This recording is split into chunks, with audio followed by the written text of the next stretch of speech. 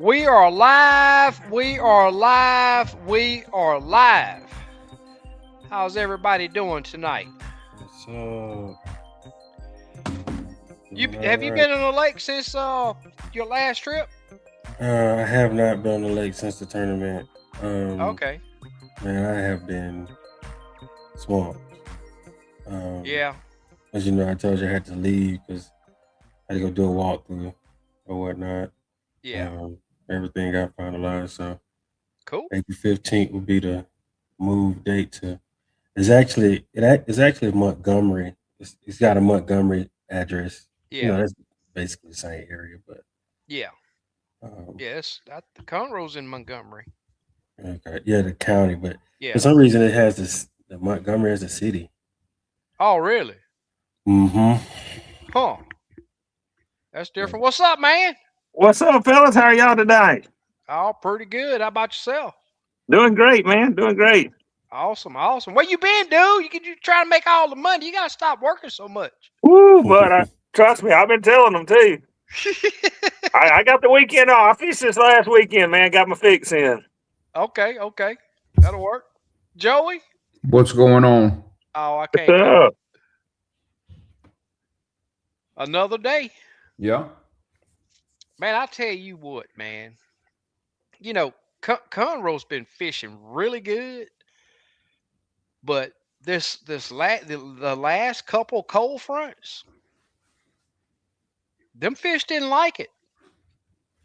They did not like. I mean, their attitudes has changed. Now I'm gonna say this: it's not that they can't be caught, but when I put that rod in somebody else's hand, it becomes a challenge, especially these new guys, man. It becomes a challenge. We see the fish, but they are so dug in on that structure that if you don't get that jig dropped at the right time, you get snagged up or you just miss the fish altogether. And your action got to be so on point. I mean, any little wrongdoing with the jig, it's over. And so I was scheduled for Conroe again tomorrow, but I think I'm gonna try old Houston out in the morning. You got a And trip, or you just going? no, I got a trip. Mm. Houston's been tough my last couple times out there too, especially my last trip. But it's I like I say, stayed. it's something with these cold fronts. I don't know what it is. Put It's a little hard to closer. see. Put your hand behind it and put it a little closer. Pink head, sharp body, Oh purple yeah. flash. Oh yeah. That's Somerville all day long right there. Man, Friday on Houston, buddy. Really? Yes, sir. Amazing. And it was blowed out. It was bad muddy. But if you could find that, that's all dug in structure. Of course, you gotta put it there. If you could put it there and just hold it still, man, they would tear it up. A lot of them was in the bayou though, because I mean I run up the East Fork and I tried 4 or 5 different baits on fish. Man, I couldn't get them to budge. I couldn't get them to move. Nothing. I'm talking about trying to hit them on the head with it. Yeah. Was it? I took the Let me pole ask down you there, this: Was it push them off. cloudy? What was the weather conditions? I know Yes, you sir. It was said cloudy. it was cloudy. Okay. Yes, sir. Cloudy and wind picked up pretty good. I was a little later getting out there than I wanted to be, but Mm-hmm. later in the day that wind picked up pretty stout. So I run the bayou, try to get out of the weather. Yeah. Yep. Here, my last few trips, I seen that the bayou fish better than the river. Usually the river is all over the bayou, but the bayou. My last trip, I knocked it out in the East Fork, but the better catching has definitely been in the bayou. The water clarity has been better. Yeah. I mean, I went Friday. We would have rained Thursday, I believe it was. Thursday we Yeah. got a good rain. Uh-huh. So I knew it was gonna be washed out pretty good, but I had to go. Yeah. Rallo said Conroe was good to me on my first guide fishing trip with me. And he said it was for sure a challenge for me the first 10 to 15 minutes. You know, what has to happen when you're dropping on a jig, on a fish, seeing it on live scope is totally against what human nature would say needs to happen. But once you get that, and I'm gonna tell you, I done tried to tell people about this, and until you have that rod in your hand, you don't understand it. You have to be there and physically see it. Mm-hmm. Joey, when we first started, you remember? Mm-hmm. I mean, it goes against what we think has to happen. Yeah. It's just what it is. And I'll tell you this. A lot of people say that live scope is cheating. Yeah. Go I get in the beg boat. I beg to differ. Yeah. You drive the Now, boat. I will tell you, it does show you that there's fish there. That's about So, it. just like what you held up a while ago, on a cloudy day, I would never put on chartreuse. That pink and chartreuse, it's an awesome color. Oh, But even the tournament on Somerville Saturday, if a cloud covered the sun, pink and green is what I used. If a cloud covered that sun, they would not touch that pink and green. Huh. So I mine. had two rods right there. One had I had that gray hand tie on one, and I had that pink and green. If the sun came out and I was using that gray, I didn't even have to look at the sky. I already knew they wouldn't touch it. But by me doing that, man, I bet you I caught well over 75 fish during that tournament, and all good quality fish. All Yeah. good quality fish. I'm talking about pound 30s, pound 40s, pound 20, pound and a quarter. Good fish. I see you broke that 8 pound mark. That takes a good stringer. Barely. Yeah, that's still a good stringer. Yeah. It was look from what I could tell, everybody in the top of the running was high sevens. It was close. It Yeah, wasn't. it It was wasn't a close. blowout. Yep. Nope. By no means. Yeah. The big fish were out. You could see them. They showed themselves. I had one fish. I had one fish that I had tagged in my live well, and I spotted a big one. And she nosed up at that jig one time, and she just nosed up, looked at it, and right back there. And when she sat back down, I'm telling you, I dropped 4 or 5 different colors on her. It was so bad that I was trying to hit her with a 3/8, that 3/8 weight, and she still would not move.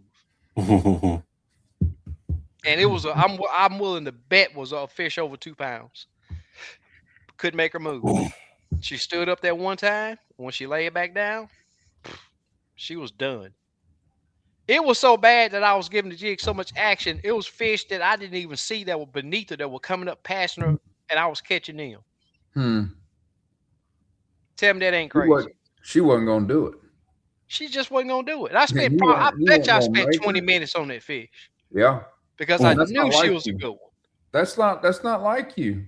What are you I doing? know, but when you see a good fish and you in a tournament, Yeah, It's sure hard to pass them, man. it's hard, man. And I just had to sit there and look and say, man, you know what? If she stayed there, I'll come back and look. But when I came back, I went and caught some other fish. And when I came back, she was gone. So, Should have brought a minnow. hey, may have worked. Just may have worked. Nah, she probably wouldn't have bit nothing. Yeah. I'm But gonna tell you, if they're not gonna bite, if they're not gonna eat something, they're not gonna eat. Yeah. I don't And care if they what are, you they do. are. There's, Yeah. you know, there ain't no live scope, no bait. There's no nothing. I mean, Yep. if they're not gonna eat, they're not gonna eat. Yep. Mm-hmm. Yeah, I caught Without a some doubt. decent fish on Saturday too. Like you say, the big fish are showing themselves. Yeah. Unfortunately, I had to jet out 2 hours early, but I mean, Yeah, it was for a good cause though. yeah, I thought maybe I would have had somewhere around 7. I was sitting at 580 or something Okay. with 2 hours left, so Yeah. I would have, I was hoping for, somewhere around there, but Mm-hmm. but it was a good fishing. Like you said, it was good fishing. I caught a lot of fish that Yeah. I couldn't call, but Somerville was on fire this Saturday. yeah, I caught a lot of fish. Yep. y'all get a little bit of calm before it picked up? Man, it picked up. Oh my God. It was Yeah, you know, it was southeast, it I was think. supposed to be south, straight The south. And it the, just the pictures that I took in that cove that morning, that gave everybody a false belief. Because once you got out of that cove, the wind was already blowing. When I got beside the island, it was up and down already. Yeah, we was at the ballpark in the middle of the day. I was thinking, man, them guys getting hammered right now. Yeah, it was blowing. Hey, be careful. I don't know what it's going to do tomorrow, but I'm going to tell you the last 3 days, and usually I can hear it, but I'm surrounded by trees. I was feeling wind today. You should have seen me trying to blow my driveway off because I'd get, it'd be coming out of the south.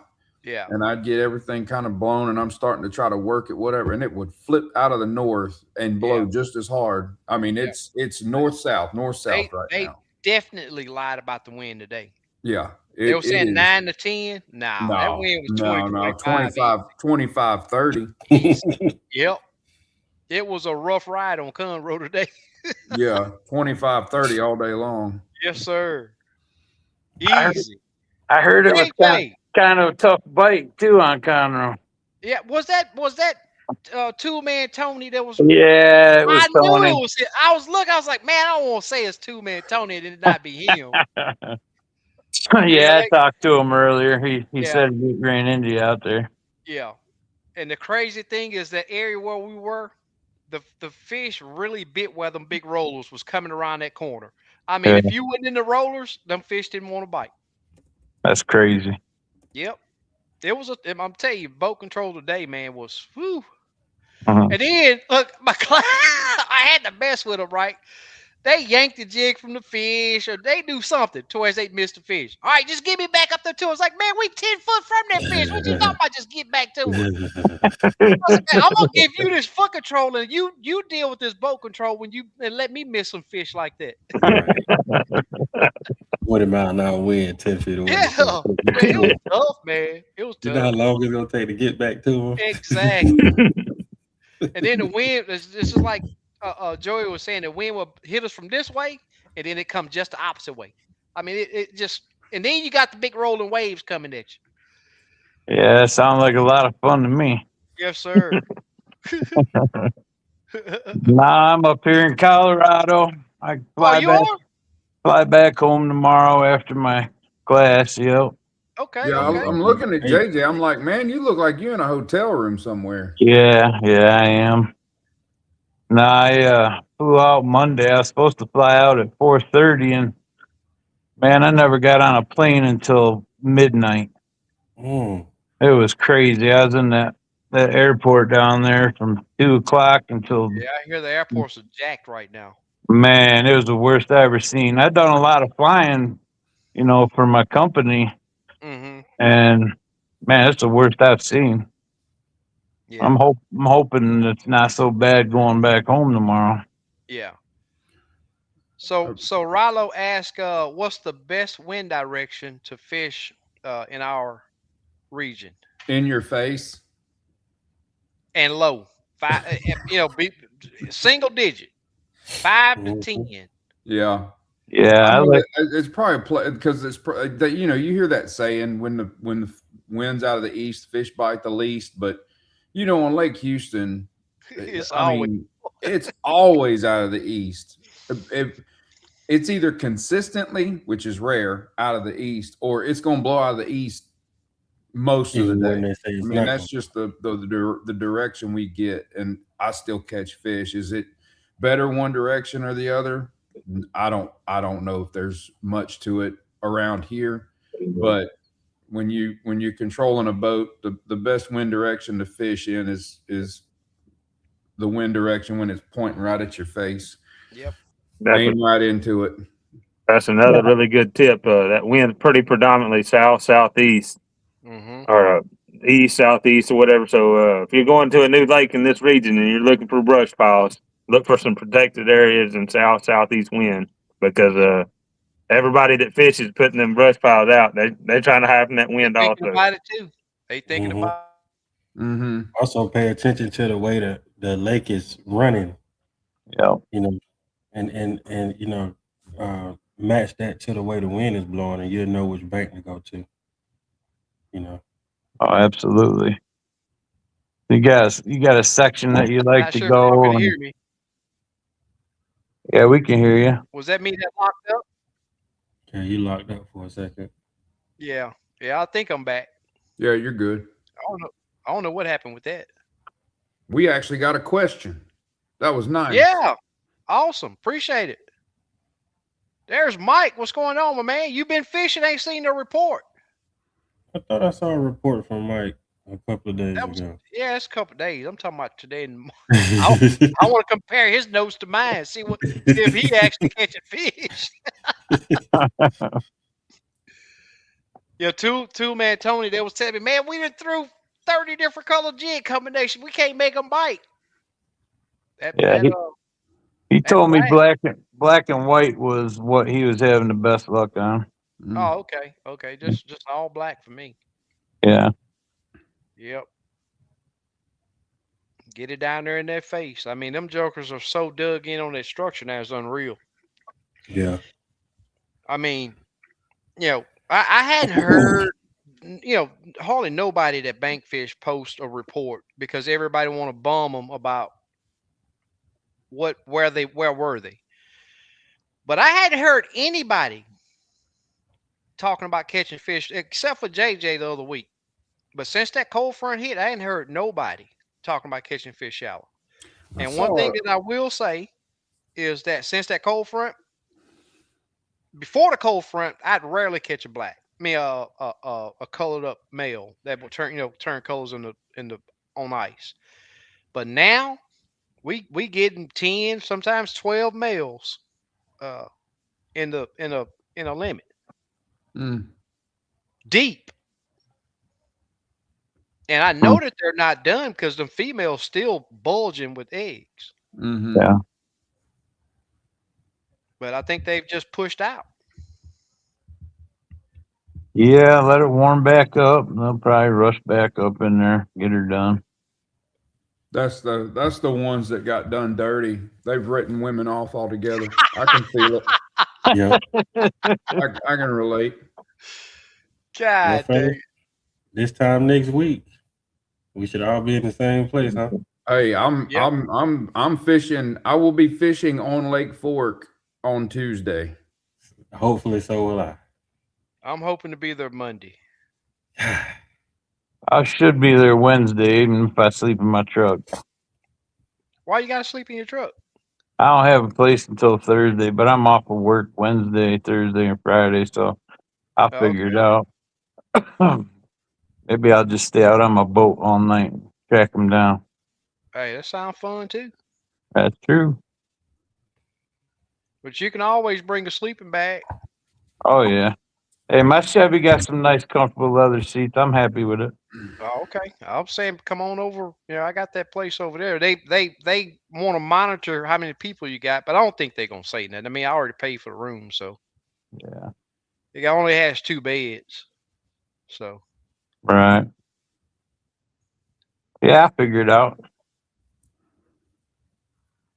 Yeah, I plan on being there Wednesday morning, pretty early. Cool. Like Spoke says, actually, males are the best to toss back more because they protect the eggs. I totally agree. Mm-hmm. I totally agree. But when them girls don't want to act right, man, you know, if I'm guiding that male hit, he got to go to the play table. They got mercy from me when I'm out there fishing for myself.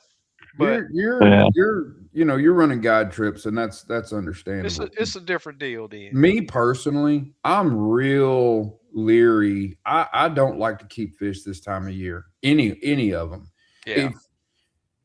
If it's a big female and sure, she's laid out and she's done and she's in that 13-inch, 14-inch, you know, she's probably got 3-4 spawns behind her. And those are the ones that I feel that if she's bulged up, if they got a belly on them still, or most of their belly still, I'm throwing them back. But I mean, this time, I mean, you think about it from the context of, you know, next year I want to be Doing the same thing. 5 years from now, I want to be catching fish. You know, that's when these fish from this spawn in about, 3-4 years are going to start being the 11, 12-inch fish, at that point in time. So I look at, that's how I think about it, I totally agree. I totally agree. Rallo say, is there a taste difference between black and white crappie? Nope. Yeah, I say once you get that hide off, it's all the same. All the same. Now I will say that there's a different taste in crappie period per lake. Yeah. And I gotta say, from my taste buds, what's that Don't lake tell up them which there? one. Don't tell Why them. You ain't allowed to say that lake's name. Why On not? this podcast. Now, some of us we know what you were about. We know. Yeah. We know which one it is. Well, they taste different out of each lake, for Yeah. sure. Yeah. For sure. Yep. Yeah, I remember last year was my first year tasting the fish out of Fort, and I told you, I said, these fish taste different here. They do. Yeah. Yeah. Yeah. I totally agree. I got a question for you, Terry. Mm-hmm. How you get them lockjaw fish on Livingston to bite? Man. Let me tell you, Put him on the spot there for a second. I use anything that looks natural. Let me say that. Like And the jigs that actually swim when you drop them down. Hey, that's what I was just gonna say. Don't be scared to say you use minnows. I tell people at the weigh-in, hey man, when you say you use minnows, poke your chest out. I use minnows. Next time if he posts a report, be real careful if you see the words he used a swim jig, because that's probably a minnow. You know what? I actually haven't used minnows yet. I actually need to try that. But no, I use a gray ghost almost all the time. Yeah, I ain't gonna lie. I have minnows in my boat when I go on tournaments. Ain't nothing wrong with using minnows. I ain't gonna Yeah. use them unless I have to, just because it's that much more I'm not messing with. Yeah. You know, I just don't like. I'm just not. I don't. Even though me, I'm gonna figure that jig bite out. Yeah. Yeah, I want to, but doggone it, it's hard to find a minnow shop around here.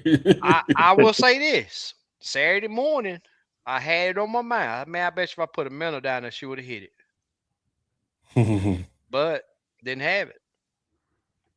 I've done it. I'm not good minnow fishing. I'm telling you, I am not good. Rallo asked a question about bleeding out crappie. I've done it before, but I don't usually do it. I never do it. Yeah, the crappie. Now, if when I see people that say, "Oh yeah, I'm gonna bleed this crappie out," that tells me that they are well-known white bass and cat fishermen. Those are the fish that you want to bleed out. But a crappie, you don't have to bleed it out. Yeah, crappie is not that kind of fish. Yep, they don't have that foul blood. I'll tell you what I do, and it makes a difference. And even if a lot of times I won't fry fish the day I catch it, but I'll fry it the next day. Mm-hmm. Some days I do it the day of, but if you'll take and just submerge them with put some salt in some water in your Ziploc, call it a brine water, call it salt water, whatever. But if you'll soak your fish, you don't have to bleed them, but if you'll soak them, that salt water will draw it out just like you did bleed them. And I mean, because a bled out fish, you can see it's bleached out white meat. I mean, but if you soak it in salt water for 4 or 5 hours before you fry it, it'll draw all that stuff out. It's essentially the same effect at that point. Mm-hmm. I always, after I cook my fish, I always sit them in salt water for a few hours. Always. I don't know, it's just a thing. I will say this: I use forcible water, and that is it. Yeah. I use a sprayer in my sink, or if I'm doing them at waterside, I use the pressure hose. You spray them fillets down and get that foam, a lot of that foam out of there. Yeah. Cleanest meat you can taste. Yep. without a doubt. Stacy says, "Oh, go ahead. Go ahead." I just say I'm pretty big on soaking mine in Louisiana hot sauce. I don't know, maybe it's got salt in it, whatever it is. Yeah, yeah. I'll freeze them in it and everything. I mean, I just put a little bit with my water. Yeah, it's a lot of vinegar, and vinegar in general draws out any kind of impurity, if you will. You know, you see people a lot of times they'll tell you Italian dressing on certain game and things like that. It's the vinegar in it that's having the effect. Cool. Stacy, you gotta holler at me when you see me out there.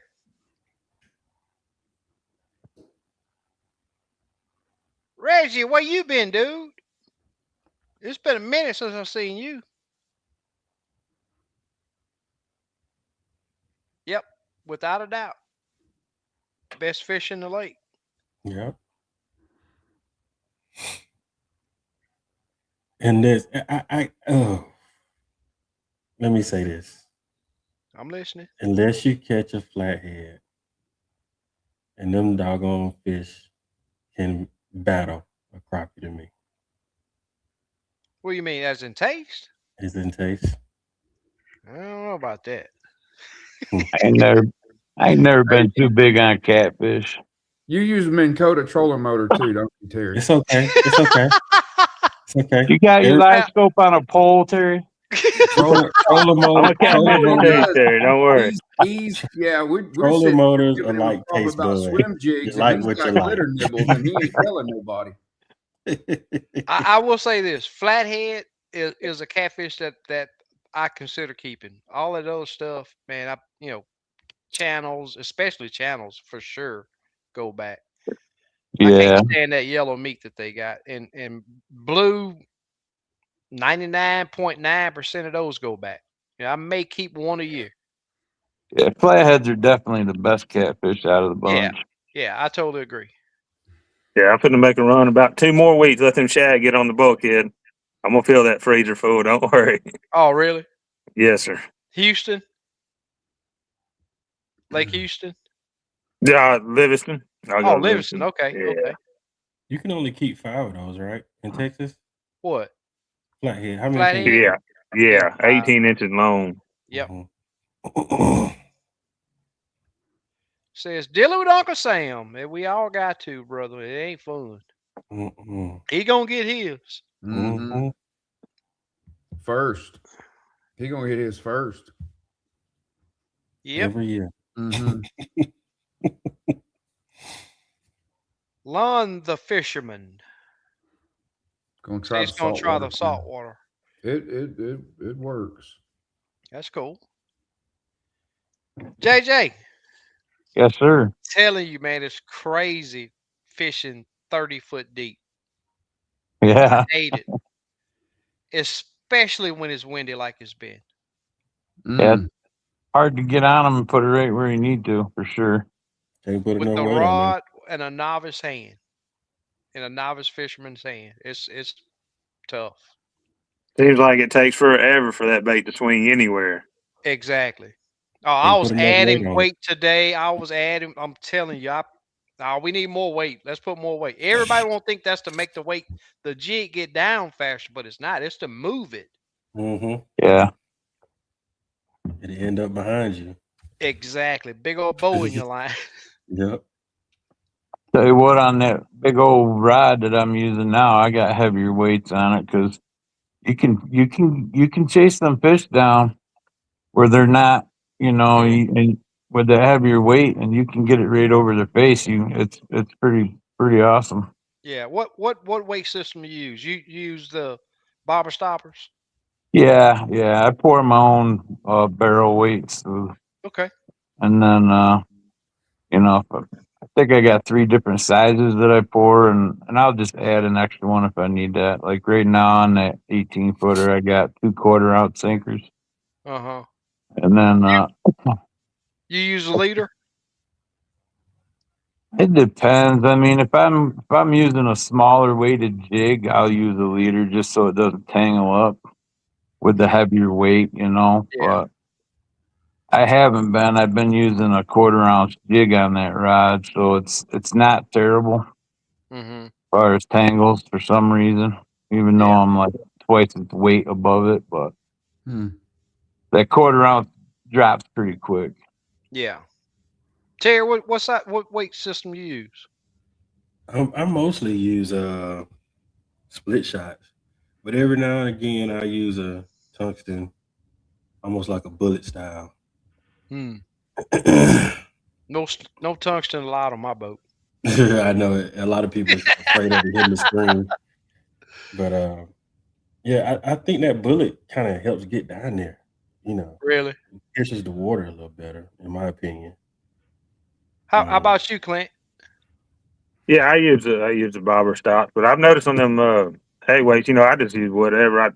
I most time I use the little egg weights, 1/8 ounce or whatever. But on the worm weight side, the bullet weights, if you flip that thing upside down, seems to me it works. It gets out of that brush a little better. It dives through it a little better too. Cool. How about you, Joey? I've traditionally always been split shot, but I did go pick up bobber stops and some tapered in barrel weights, 3/8 ounce. So I'm gonna run those while I pre-fish, see how I like it, and see which way I'm gonna go. I heard somebody talking about barrel weights. I can't. It was a YouTube channel. I know JJ, you talked about it, but apparently if they get hung up, it seems to help when that weight will slip all the way down to the down to the jig, and it allows them sometimes to swim free. So yeah, I hear Tommy Zell talk about that too. Yeah. Well, what I really like about it, guys, is being able to slide it up and down. Getting your distance. If I'm fishing heavy brush, I'm gonna bring that weight down closer to my jig. To me, it just doesn't get tangled as much. There's not enough line in between there. You know what I mean? And then back at like what Clint says, he uses those what are they? Pointed weights, kind of. Yeah, like a bullet weight. So if you took a bullet weight, and I just thought of this, if you took it, maybe half of the size that you normal use, and you use two of them, and you put them back to back, so you got a point on the top and a point on the bottom. Yeah, that probably helped quite a bit in the brush pile as well. What? Yeah, that's another reason I like the bobber stop is like especially Lake Houston or whatever, fishing 10 to 12 foot of water. You're fishing 14-foot pole or 13-foot pole. You can reel down there to it and drive that weight all the way to your jig, or you can push it off, and then you're right on the jig. I've never thought of that, but that's a great analogy of using it. Because my thing is I love the swivel weights, but you can't. Once you tie it to your main line and you tie your leader on there, it's a set done deal. You get snagged one time, want to change jig codes, especially if you're using hand ties, you're gonna end up spending time changing leaders, retying leaders several times on a trip. But I like it because I can use a big old weight, and it's the same deal. If you can get your jig free, that weight comes through the structure, but of course you got to worry about that hook on that jig too. So, but split shots is what I use the absolute most because I can tie me a 2-foot leader on there, and I got a foot of line that I can retie with. And you can adjust. And I'm gonna tell you something. That distance between your weight and your jig matters a lot depending on what you're fishing. Oh, absolutely. So if it's if the weight is too far from the hook or the jig, a lot of times if you're fishing pretty deep, you can get tangled up really easily. Easy, yep. Yeah. Especially on the light jigs. You end up seeing one point down there, it. I'm tangled. Yeah. Yep. And I'll double up on my bobber stops as well, just because I don't want my weight moving, unless it, if it gets hung up or something, it's gonna still move. But when I set the hook and stuff, I don't want it to move. I'm not, but I do want it to stay adjustable in case I decide, I want it to be shorter or longer. That's the biggest downfall from my love of using that swivel weight. Yeah. I like using them swivel weights, but man, you lose that adjustability without a doubt. So you've been using a 1/4 ounce jig, JJ? Yeah, I have one tied up at all times, and like my long rod, yes, I'm keeping a pretty heavy jig on that one. And my other rods, I got a 32nd ounce or 16th and an 8th, you know what I mean? So I got different sizes and stuff that I can just grab instead of tie and saving time and all that. But yeah, I think they hit them bigger weights hard, them bigger jigs harder. oh, without a doubt, It's they can almost like, detect the weight of it. yeah, it's almost like they just trying to kill it, They Yep. hit it harder. So one thing that I've always seen is, and how I judge whether to use a heavier jig or use a lighter jig is if I'm getting a lot of short strikes, especially if I'm using an 1/8 ounce, or maybe 1/8 is usually about the heaviest I use. So if I'm getting a lot of short strikes, I'm gonna lighten up. And vice versa, if I'm using a 32nd and I'm dropping down there and can't get them fish attention, I'm gonna go with a heavier jig.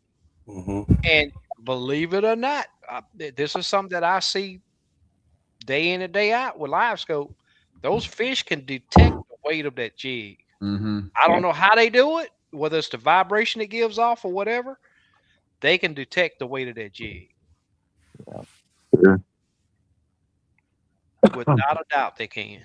Definitely not, Rilo. Not spawning. Without a doubt. My least favorite time. I use 3 times. I use 3 times a trolling motor battery this time of year. Yep. Don't know whether to go shallow or deep. I start wondering if I forgot how to crappie fish because I don't see something for 500 yards, and then all of a sudden a random fish in the dumbest spot is just stuck by itself on a stick up out in the middle of nowhere. It's just don't dare run that contour line anymore, though, because there's not going to be another one there. Yeah. No, you might as well fire up the outboard after you catch a crappie right now. Or put some minnows in your boat. That's what I'm talking about. Yesterday, I usually try to catch the first fish when I get a client on the boat just to show them what you have to do, right? Man, I done dropped on 6 or 7 fish. Nothing. I tell my class, well, you get the idea of what I'm doing, right? I put the rod in his hand. He dropped out that very first fish. Boom! Fish coming in the boat. I said, you got to be kidding me. The one thing that he did was he didn't, gave the jig just a little action. When that fish turned on, he just left it right there and he nailed it. I said, so he wanted sitting still. That's been Houston for weeks. Dead sticking it. Don't move that jig. Yep. And I've been catching on a 3-inch soft plastic. Wow. Yeah. On Lake Houston. Chartreuse and blue. Like the green chartreuse, not the true yellow chartreuse, but like a blue back. I think I may have one of those. Yep.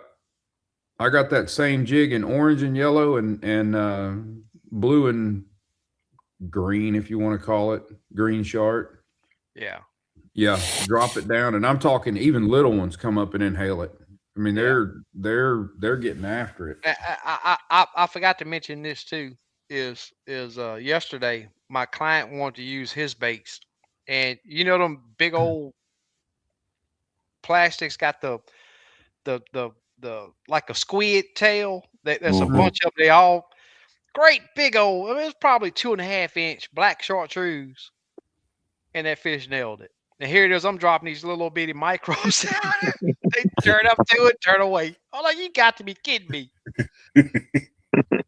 So I pulled out some stuff I had used in a while. I got some crawfish looking baits that one of my good friends gave me.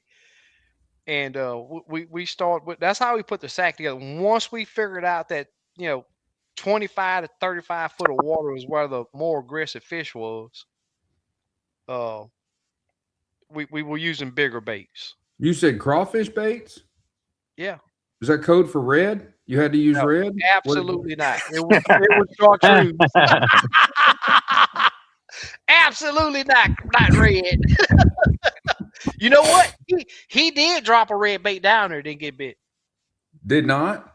Did not get bit. Well, at least we're keeping the dream alive. But I will tell you, it's another color that I don't like very much, but he caught a few fish on us. That's purple. Oh, I love purple. Pink head and a purple and chartreuse tail jig. I love purple. I've seen guys get really good at purple and green. Especially up north. But purple and green probably looks a lot like electric chicken when it's down 20 foot of water, in all honesty. They probably work really well in Georgia. Real similar. Really? Almost every lake I fish on, I use the purple.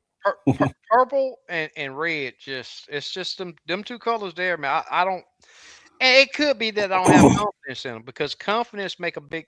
And I even see clients that don't think that the fish is not going to bite. Every drop think that fish is going to bite, and it seemed to help. As soon as I start telling them that, they start catching fish. But red and purple, that may be something that's my problem. I just got back of my mind that they're not going to work. Man, I have slayed them with purple and chartreuse. Really? Conroe? Yeah, Conroe, all over our lakes around there. Wow. So it's been a good color. I mean, you got to have the chartreuse. I don't go out there with an all purple, but anything chartreuse seems to get their attention. Yeah. Most time. Last spring on Houston on the East Fork, that's what I caught them on a lot. Not predominantly, but a lot of them. Purple with chartreuse tail. Yeah. Back in the day, me and LBG came up with we used to always call it blurple. We messed everybody up because nobody had ever heard of it. And if you just listen to a blurple, I mean, blue and purple. Blue and purple is what I would think. But everybody would be like, "What color is that? What jig is that?" And we would never show nobody. We would never show nobody that jig. That's funny. But it was hot on Houston for that year, and after that, all downhill. Was it a hand tie that you did? Plastic. Oh, it was a soft plastic? Yeah, I did it in hand tie, but you know how I do the two-tone? The weave, yeah. Yeah, the weave. It's just don't work no more. I might actually, now that you say that, I might tie me some jigs before the end of the weekend, if these people give me a chance. I showed 15 properties this last weekend. Then they hit me up and said, "Hey, we want to go see some more." That's okay, Gotta make sure you buy one at some point. Right. I need my gas money back. That's right, especially nowadays. $4.75 a gallon. Oh yeah, you running diesel? Yeah, buddy. Oh, man. Not as fast as I usually do. We'll put it that way. Hey, I tell you what, I'm driving 65 miles an hour a lot more than I used to. I bet you. Yeah. I think we all are.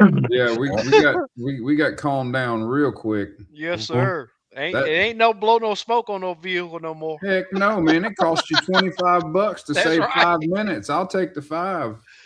That's right. Without a doubt. Robert says, is that because they are constantly moving to spread their eggs around the lake during spawning season? Yep. And then weather changes, them not liking it, backing out, whatever, going shallow, all of that stuff matters. The wind direction could just change and they'll do something different.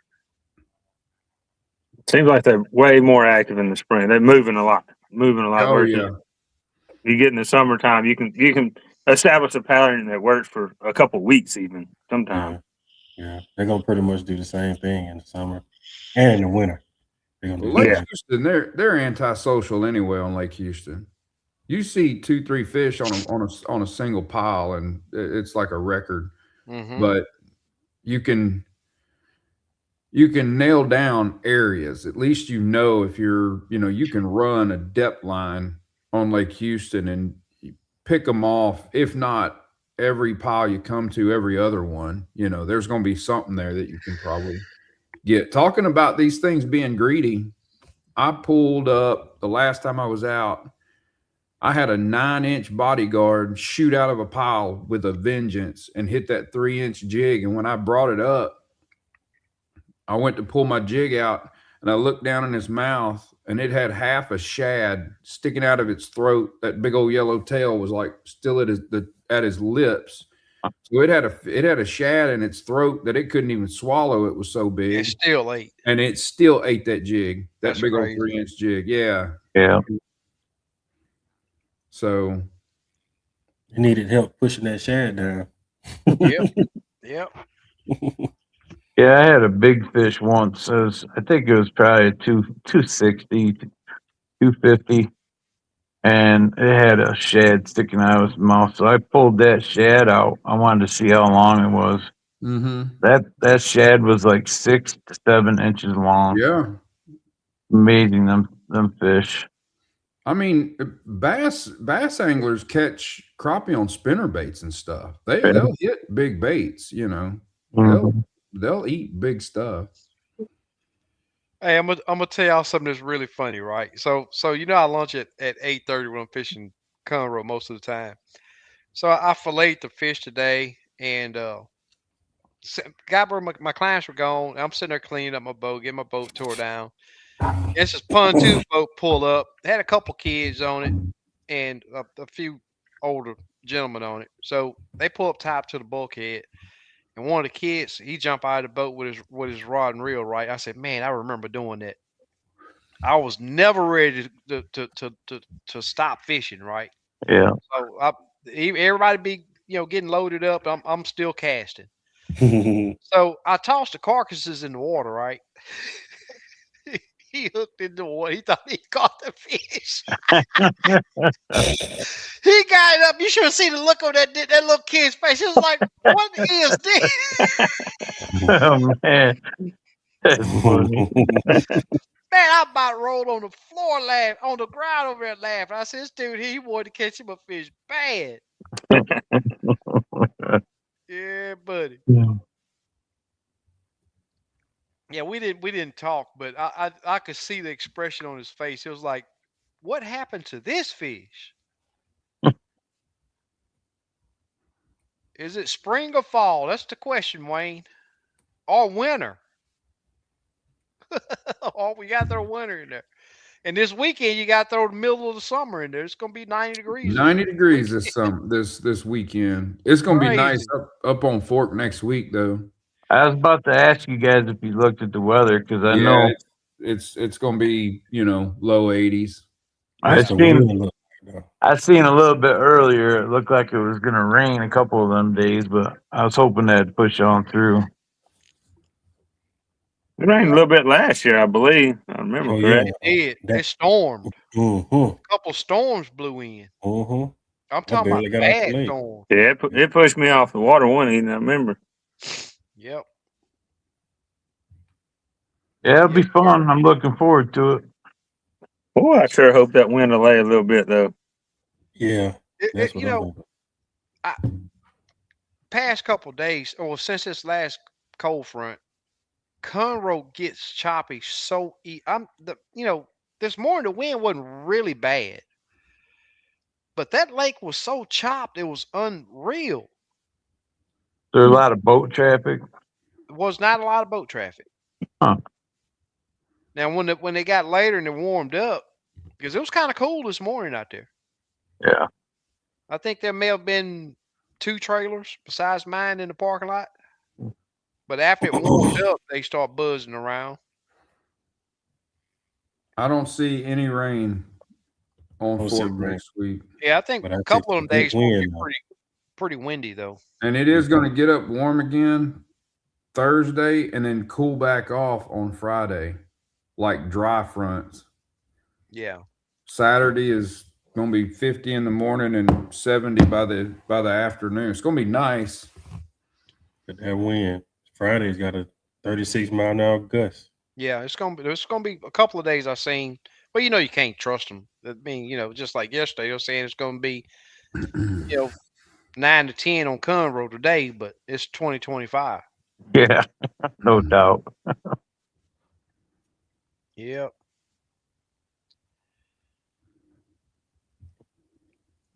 Yeah, I can't wait until the now coming up in April, but it's after crappie fish, but we got to deal with crappie fish first. I guess we'll talk about that later.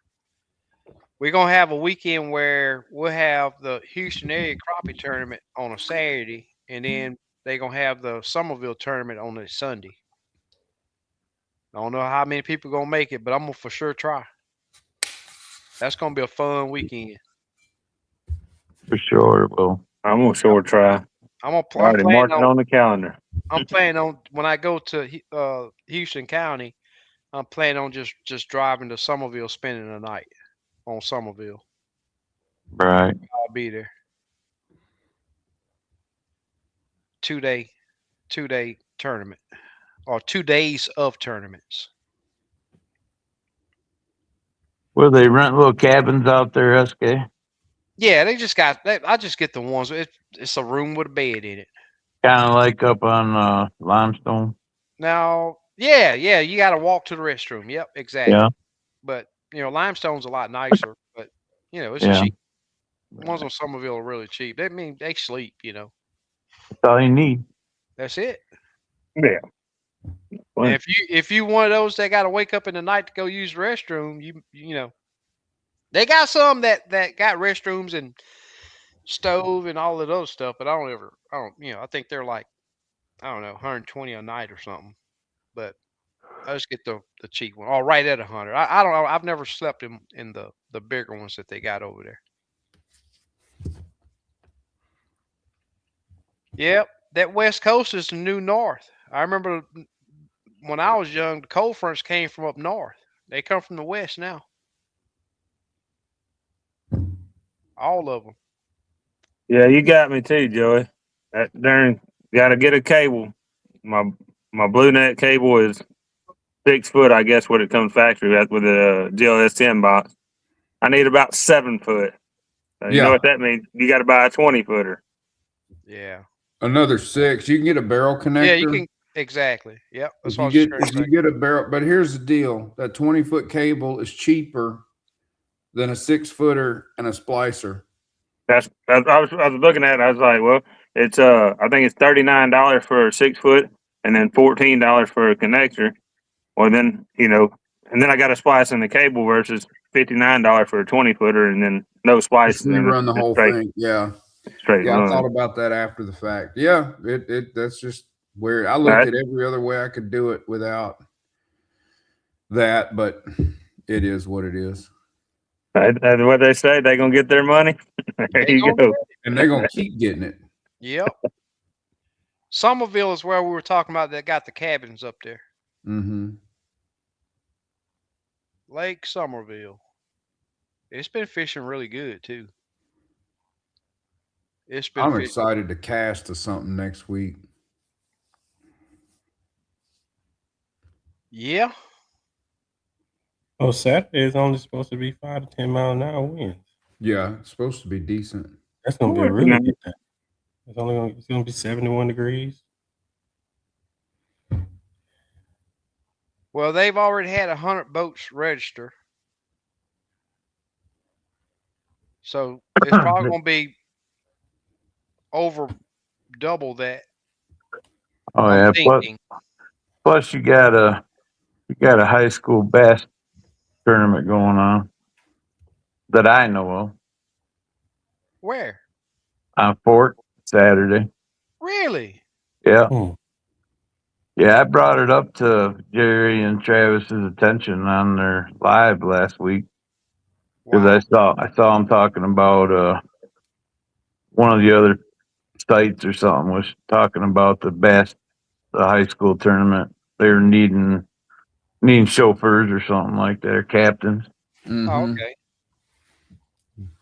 Do you know where they're launching from? Where the high school tournament's launching from? I'm not sure, but I just know that they're holding it on Fort. I think a lot of times they're out of that one marina. I think it's Lake Fork Marina over there.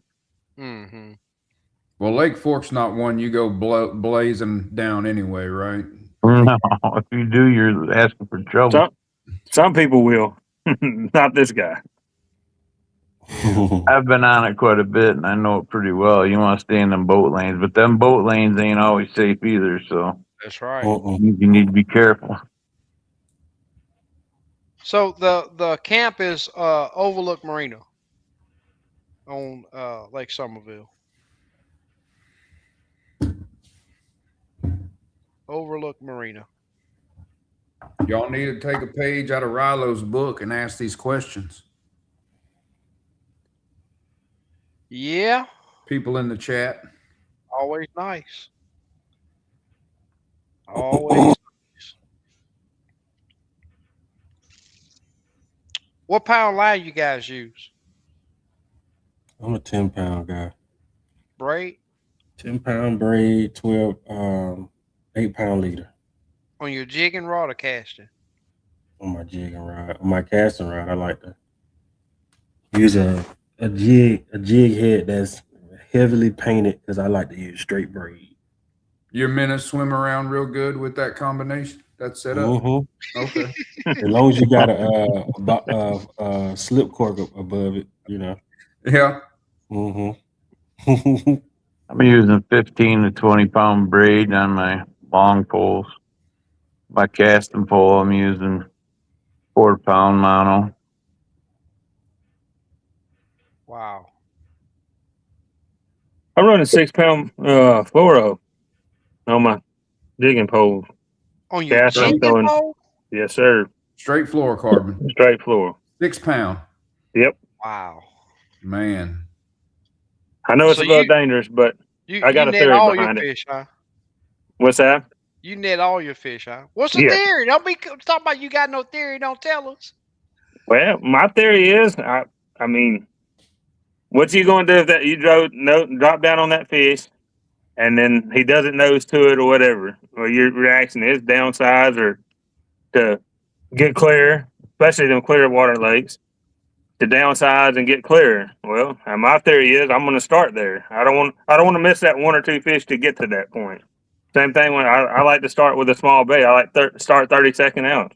That's what I like to start with. And then, you can tell with a fish if you can get away with a little more. But I like to start there because I don't want to miss the 1 or 2 fish that nose up to it and turn away to tell me to downsize. Right. So I like to start low and work my way up. Okay. That's my theory on the line also. I mean, I feel like I've had pretty decent luck. We're talking about pulling in 2-pound fish, Now, how loose is your drag set?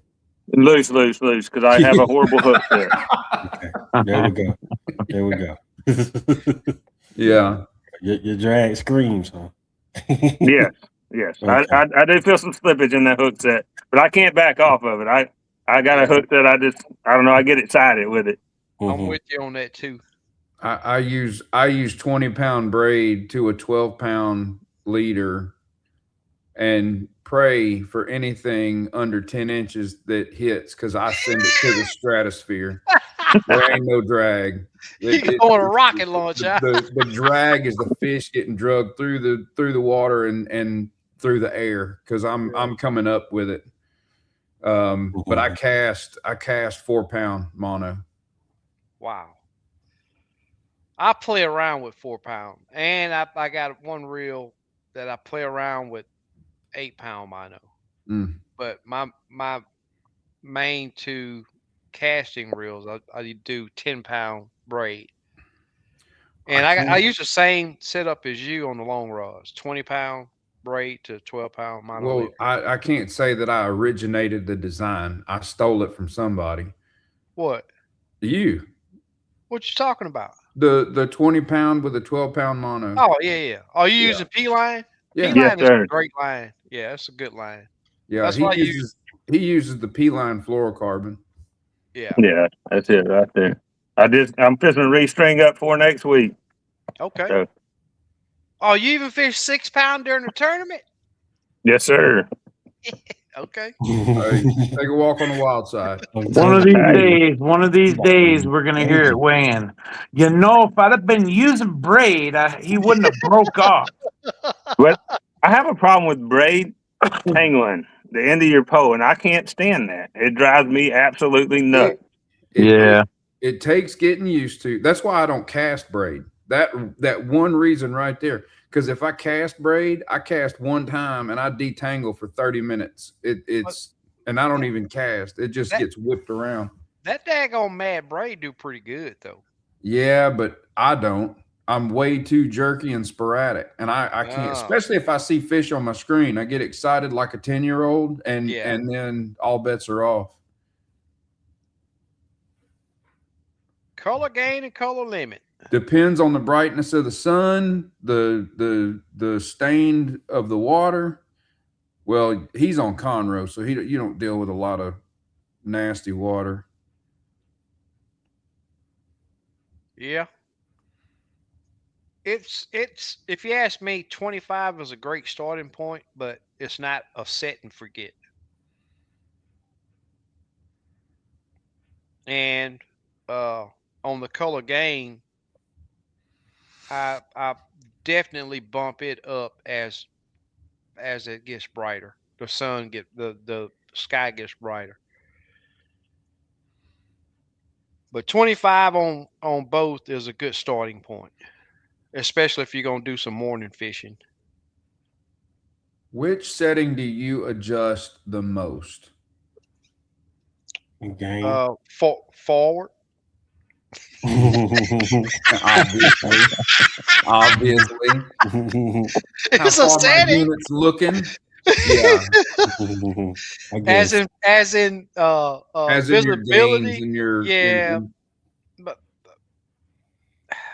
the color gain is visibility. Yeah, technically.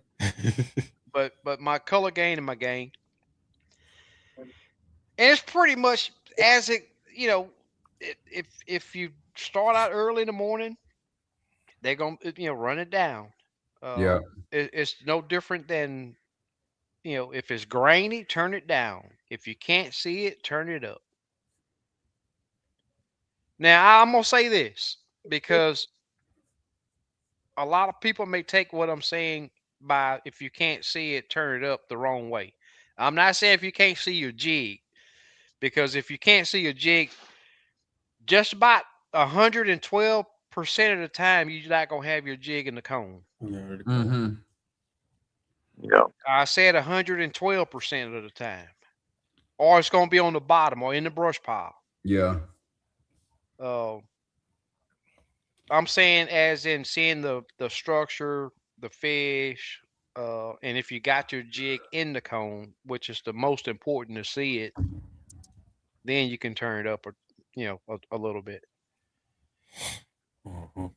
These units are not set and forget by no means. No. But you don't have to adjust them crazy. I mean, start out, 25 and probably, 59 to 65 early morning on your game, 25 on the color game. And I just talked to a buddy of mine just a while ago about this. And but as the sun gets up, bump both up. And you're gonna notice the difference while you're out there. Big You're time. gonna know when you need to either up your gain or lower it. You know what I mean? A lot of times when you first get on the lake and you get everything set up and you turn on, just because it was on a setting you had it on the last time doesn't mean it's the right setting for you that particular next day or whatever. Right. Yeah. You're gonna know what your eye likes and what you're used to. Yep. Lake Houston with the thermocline, as bad as it is, you got to run everything low. That's gonna be another variable you got to contend with right there. Yep. Hey, I will tell you guys this. I did a unit dial in last Friday, and I got this unit dial. Man, I'm like, man, everything looks good and clear, but and I totally forgot about it, because this is one of them settings that you can either run on auto and it'll auto dim and then brighten up back to 100%, whatever. But you got a screen brightness. Yeah. You just push that power button and it got where you can adjust that screen brightness. So a lot of times if you can't see your screen, you can go to 100%. I always have mine at 100%. And in the mornings I'll turn it down, especially my while I'm driving, on my console. I'll turn it down to 60 or so. But once it lightens up to where it's daylight's breaking, all the way to 100, and that'll improve what you see on your unit a lot too. Definitely. A lot of them, like when we get out there early. You hit that power button, I think, twice, and it dims it automatically down halfway. I think that's how the settings work with it, and do the same. But yeah, you definitely, once it gets bright out, you wanna brighten it back up to 100. Yep, without a doubt. Without a doubt. After heavy raining, does it affect the way crappie bite? Lake Houston, most definitely. Yeah. Conroe, sometimes. And Heavy depends on where rain. you are. Yeah, heavy rain, especially on Lake Houston. The thing that affects crappie bite is change of any kind. Yep. And so water level, water temp, water clarity, those are all affected by heavy rains. And so especially if they've gotten used to something, it's been like we've had all these weeks of dry weather and then get a sporadic monsoon here and there. They've been so used to consistent weather. Any abrupt change like that shuts them down. They do not like it. I think a big problem on Houston is current. They create some current in there almost everywhere. Current and mud. Current and mud. They do. They don't like it. Yep. And here since 2011, when we had that severe drought, before 2011, it could rain. If you got out of the current, you still gonna catch fish because the water stayed brown. It was always brown year round. But after the drought in 2011, now we got that transition. So whereas if we don't get rain, the lake gets pretty green, almost clear. You can look down at the back of your motor, see your prop, almost tell what pitch you got. And then when it rains, it's chocolate milk. Yahoo. Yeah. And that transition, they don't and like that's a drastic change. It's a big change. I remember what was it? Might have been the last time I was on the boat with you, SK. We ran up into Lucy's and it looked like tap water.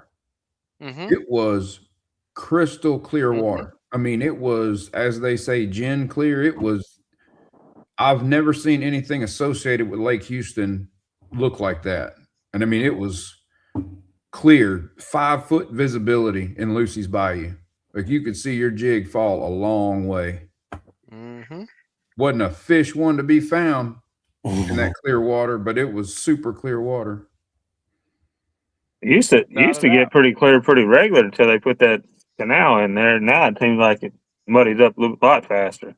Yeah, I don't know if y'all remember when Lucy Bayou used to turn that almost red color.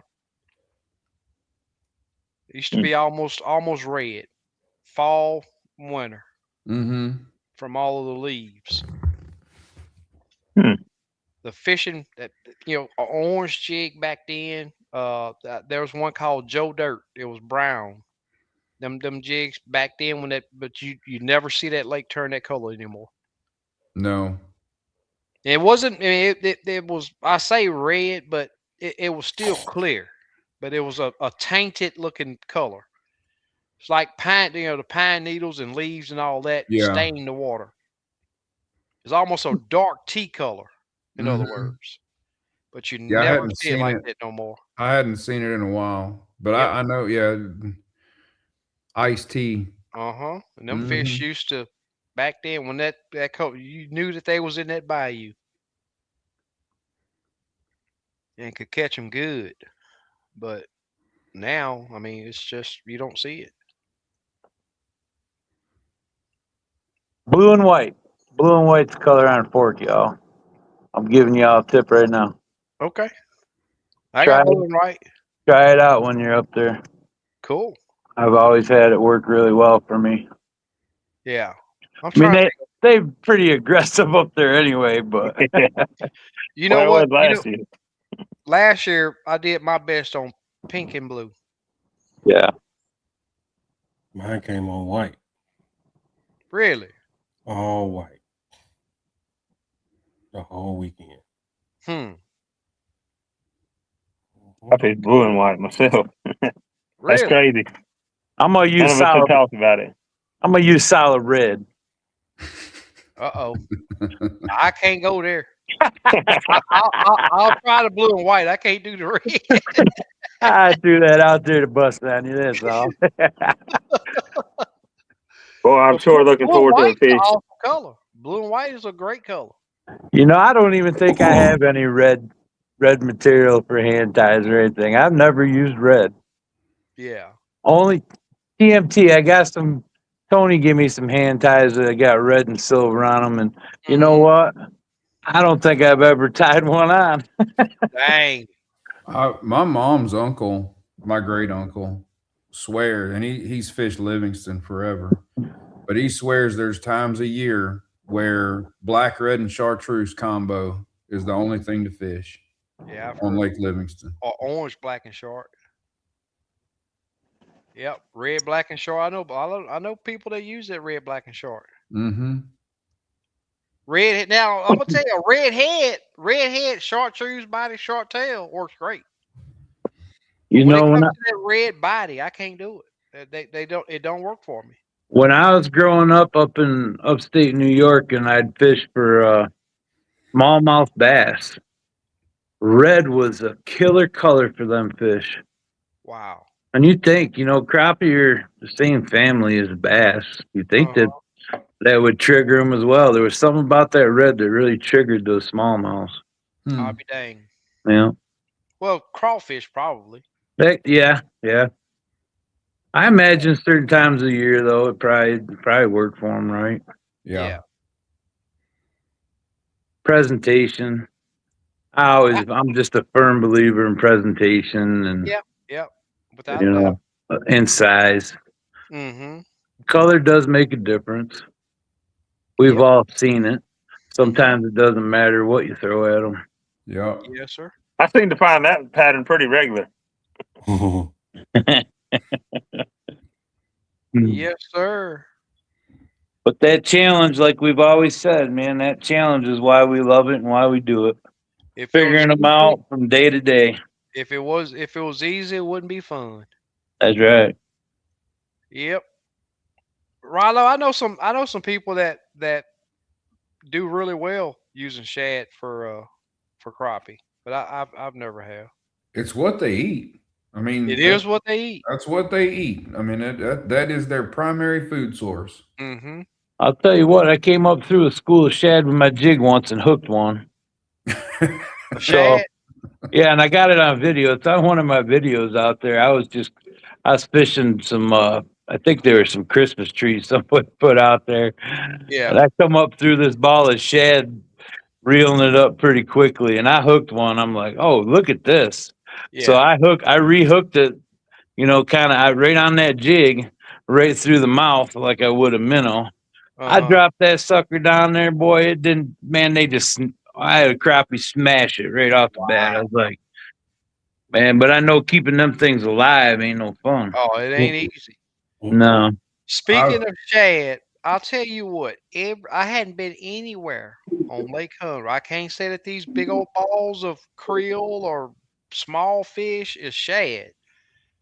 But I'm telling you, there's monster balls of these fish. I'm not sure if it could possibly be baby crappie that then hashed out. I don't know what it is.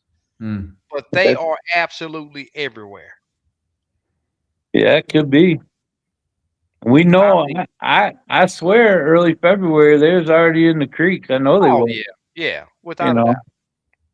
Without a doubt. I've thought about trying it. I get bluegill spawn numerous times throughout the year. Three, sometimes 5 and 6 times a year, bluegill will spawn. So I'll get throughout the year, I'll end up with just bank lines just full of baby bluegill. Mm-hmm. And I've got minnow traps and stuff. I've thought about trapping and taking bluegill, the little 1.5 Mm-hmm. Oh yeah. bluegill, and dropping those down and seeing what they do with them. Oh, they would eat them. Better yeah. hope there ain't, 100%. better hope there ain't no blue cat in the bottom of that pile though. Yeah. Oh He's yeah, gonna get it. I know Do this that. over at that point, you know. Yeah, that's one thing that's fun about them bluegill, which is coming up real soon. I hadn't been out and checked them beds, but I Yeah, know it's got to be coming pretty soon. it is. I was thinking about it today. I actually was out in my pond today. Just took a minute and messed with a few of them today. My pond bluegill are just about spawned out. They just went through a spawn. Yeah. So I had some big females on close to the banks that I was having fun catching there for a few weeks, but I was like, man, I'm ready to go to Conroe. Yeah, I went and checked a few areas last time I was out just goofing around, and most of the beds they were still old, you know what I mean? They hadn't been worked, but I did find a couple that they'd been working, and there was a few fish in there, not like anything crazy. Yeah. So I knew it's gonna get good pretty soon, I think. Mid-April. And the greatest thing about that is, man, it will last until September. If you want to get bluegill, you go hit that full moon phase, man, it just triggers them to respawn, and it's amazing. It's a lot of fun. Mm-hmm. I really enjoy it. I can't wait. My kid loves it. Yeah, it's one of my favorites. And then fast action too. Exactly. And I think that's why he likes it so much, because man, your bobber's popping down so quickly, and just nonstop action. Yep. Mm-hmm. I'll be waiting on a report. I'm gonna try them this year over there. Oh man, you're gonna love it. Yeah, you're falling. Tie you a couple 32nd ounce black hair jigs, and just they'll destroy it. Or red worms, Oh yeah, you can't go wrong with red worms. That's a definite number one choice there, if you don't mind dealing with the mud and nastiness on your fingers.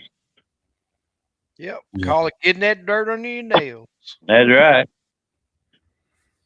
Rallo, crappie at times will hit some giant baits. Mm-hmm. Just depends. Yeah. Mike says we've been having good luck with threadfin shad colored jigs the past couple of weeks. Okay. That's cool. Yeah, he was saying black and silver, two-tone in his report over there.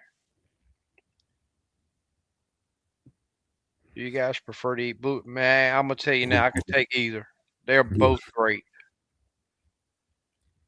You can fry them together and put them all on my plate. I'm gonna eat them. Yep. Well, this time of year too, the smaller baits are going to start working probably a lot better anyway, with the hatches and everything that are starting to come around. It's warming up and stuff like this. Yeah. Rallo, I'll tell you what, man. I last year or the year before was the first year I fished for bluegill on Lake Conroe, and I brought home a mixed bag. And my son will walk out to where I'm frying fish with a paper plate and a bottle of ketchup, and he don't even have dinner with the family. He just sits there and eats fish while I cook it. You know what I mean? It's just, we'll just sit out there, I'll cook fish, and he'll wait on it to cool off and eat it just right there coming out, Yeah, that's some good eating, boy. Yeah. Way to do it. And I handed him a bluegill, and when we did get inside, I saw him picking through the pan. I said, "What are you doing?"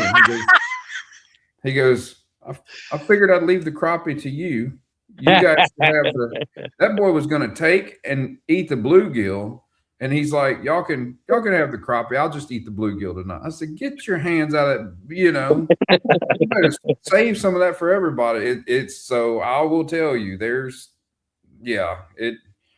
I'll take either, but But Bluegill pushed the issue, I'll tell you. it's special. Yeah. It's It's got a just different like texture. it does. It does. And Sort of got a sweet flavor. Yeah. Yeah. I'm gonna I do tell you that those. bluegill, he's got to be fried whole because I'm finna eat the tail on him. Yeah, I'm gonna do Uh-oh. that skinless whole fry this year. I'm gonna try that. Yeah. Yeah. There's For a fight sure. around here on that tail. Yeah. We ought to put a little, we ought to just have a little fun tournament on bluegill. We pick a Let's do weekend. it. Oh, Let's do it. I think we should do that.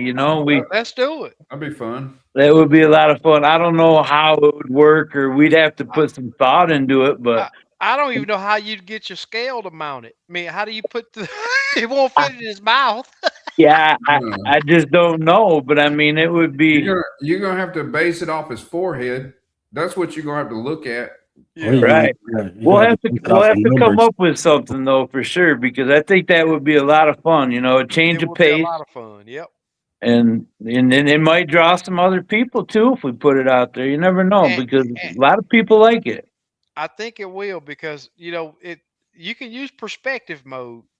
Absolutely. Live. It sort of deletes the live scope. Absolutely. Side imaging, I mean, is all you that exactly. you find your beds right that way. Yep. I'm down with it. I'm not using live scope when I'm fishing for them. Perspective mode, yeah, sure. I'll drop them power poles or I'll hit that spot lock and I'm just casting and watching a cork. Yep. I'll tell you what, there was this guy on YouTube. I forget his name, but he did a bunch of pan fishing and he called it twitching. And it's just cast that, 1/32 out there and just twitch it. And I'm going to tell you something. Especially if you're doing it over a bed, them jokers hit like a speckled trout. I don't know if any of you guys. That's how I do it in my pond. Really? Just I cast. Yep. That's exactly what I do. Yeah. I do it a lot of times with a cork over the bed. Mm-hmm, mm-hmm. Yeah. I can straight drag, just slow reel, but there is something about when I let it fall and just give it just a quick bump, pull in the slack. Sometimes you got to watch that line. They knock the fire out of it. Yep. Sometimes you got to watch that line, and other times they yank the rod out of your hand. Yeah. Sometimes I feel the weight when I go to twitch again because it's come up and put it in its mouth. Right. And yeah. Yep. I'll tell you another thing I use for bait too, that I got a big box of just tied flies. Just the smaller size flies. Mm-hmm. You put a little bitty split shot up just a little bit so it'll get down there where you want it under a cork and do the same thing, just kind of a little twitch it all the way through there, man. They love flies. Mm-hmm. I used to catch them in ponds with a fly rod all the time with flies. Yeah, I've thought about getting a fly rod because my feeder goes off and they all surface feed anyway. So they're looking at the top of the water and I thought, I bet I can do it. I figured out the other day, I still got a few of my original feed train bass that I stocked are still eating the food. See them big old tails come up and flip because they're mid fives now. These bass are in 5.5 pound range. The first ones I stocked. They might be flipping up there getting them bluegill that are eating out of surface. That too. But I've seen that. I've seen the mouths come up open and hit the food when the feeder goes off. But yes, there's nothing better than just standing out there. I'll be fishing bluegill and 20 yards away, just the whole explosion right there at the bank line. That's just so fun to watch. Mm-hmm. For sure. Yep. So when y'all plan on getting out? Or y'all waiting on fork? I'm waiting on fork. Yeah, it's probably gonna be fork for me. My son's gotta be in Dallas Saturday, so I get home, fly back, and then this weekend I'll be up in Dallas, and then fork will probably be my next excursion. I'm leaving early Tuesday morning. and before I can even check in, I'm gonna fish, and then I'll go get checked in and everything else once I can check into my place. But I got to try them out Friday. I'm gonna fish them Friday. I got to dial in a unit, starting all over. So What'd you buy, Clint? I went with a 9213. he's a sucker for peer pressure. Yeah. Now I looked at the 17. I just didn't find a sufficient mount that I liked, and I think they're coming out with a new transducer at some point, and I figured I better go that route if I'm gonna go. I want when the 106 SV. I want a little bigger screen, and then if I was gonna go that route, I mean, heck, you're getting expensive whichever way you go. So exactly. And the thing is, it's your passion, man. Get what you're gonna be happy with. That's right. Yeah, definitely, because they're all expensive. But I'm gonna try it out. I'm gonna try to get dialed in a little bit Friday. Might even slip out Sunday. Where are you fishing? I don't know yet, man. I don't know. Wife's home with the kids now, so I would tell you, like I told Joey. Right, man, you will, if you're gonna fish Houston, you'll probably have to dial it in for the thermocline and all that stuff too. But if you want to really see what that unit do, go to Conroe or go to or Somerville, somewhere where you ain't got to deal with that thermocline and all of that, and you'll see what that unit can really do. Because right now, like the thermocline on Houston is it's challenging. It's all the way up in certain spots. Yeah, it's challenging. Yeah, I thought about going to Houston County because I've only been on that water one time. I've never had the boat on the water, so thought about riding up there and looking around. It's pretty clear water. Yep. Dial in there. Uh-huh. Yeah, you're gonna want to change where you think they're gonna be right now. That's right. Where we went that day, they won't be there now. You're gonna have to do some searching. Yeah, exactly. And I don't think they're gonna be there in April, so I got to do some searching and find something. Oh, it's gonna be a little different tournament up there. Yep. Different time of year. Yeah. 2 to 3 years, Rilo. Depending on the lake. Yep.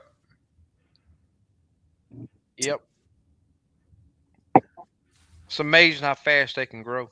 Yeah. Oh, they grow up 7 inches, I think. 7 to 8 inches their first year. Oh yeah. And then they hit 10, 9 to 10, 2 to 3, and then they kind of slow down from there. Here's something that puzzles me though.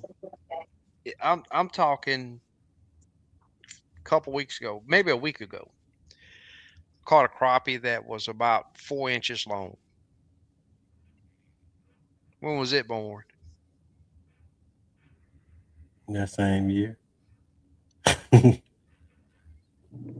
Everybody want to say they only spawn one time a year, but well, it depends on the fishery, I think.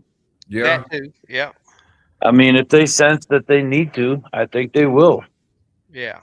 From everything that I've heard and all that, I mean, yeah, they've talked about that fall spawn or super spawn or whatever they call it. You know what I mean? Uh-huh. Yeah, and with the biologists that I've heard say that it all depends on the population and the health of them, and crappie are really good at taking care of themselves, without a doubt. Mm-hmm. So, and I think they do a little something different in the wild versus in a controlled climate, controlled atmosphere. When they're really researching them and controlled, it's a lot different versus. Yeah, for sure. I agree. But yeah, I've caught them small ones as well, SK, at certain times of the year, and it's like, okay, got me scratching my head. Exactly. But it's just one of them things. Yeah. I thought it was pretty interesting. The other day I seen where in the crappie master tournament they caught a fish that weighed over 3 pounds, had been caught 3 times. It's tagged. Yeah. The tag fish had caught him 3 times. They're not 3 in 1 year. Over the years, it's still over 3 pounds. Thought that was pretty neat. They did a whole thing on the fact that people keep these big females during the spawn with the basically with the justification, they're about to die old age anyway. And this big 3-pounder had been caught well into the theory that crappie don't live past a certain age. Like she's aged into that, and they're like, obviously she's still a prolific breeder. You know what I mean? That's there's a lot, a lot of it is just speculation that turns into people's truths, and we really don't know everything. Learning more, obviously, but yeah, I saw that too. It was pretty interesting. Yep, I agree. Well, guys, we've had a great conversation tonight. Covered a lot of good topics. Talked about these crazy tail crappie during the crappie season. It's my least favorite time. I know JJ like it this time. At least I heard him say you like it. I think it was last week you say you like the spawn. I mean, I do get, it's more challenging. It is definitely more challenging. Yep. But I just can't stand it when I'm out there with a client on the boat and scratching. Oh, absolutely. Not knowing what to do. There ain't nothing fun about that part of it. But if you're out there by yourself having fun, just trying to figure them out. I mean, I love going in and being able to catch them in 3 foot of water. It's not something I want to do all the time, but it's a change of pace. You're not constantly staring at a screen. You're fishing, you're shooting docks. It's something different. I enjoy that. Yeah, I got me a dose of that dock shooting stuff. I don't know. It's a little different. Dock shooting's a lot of fun. I love it. But here's the thing. I'm gonna tell you, I passed by a couple of docks, not recently, but I passed by a few docks that had crappie on it with clients on the boat.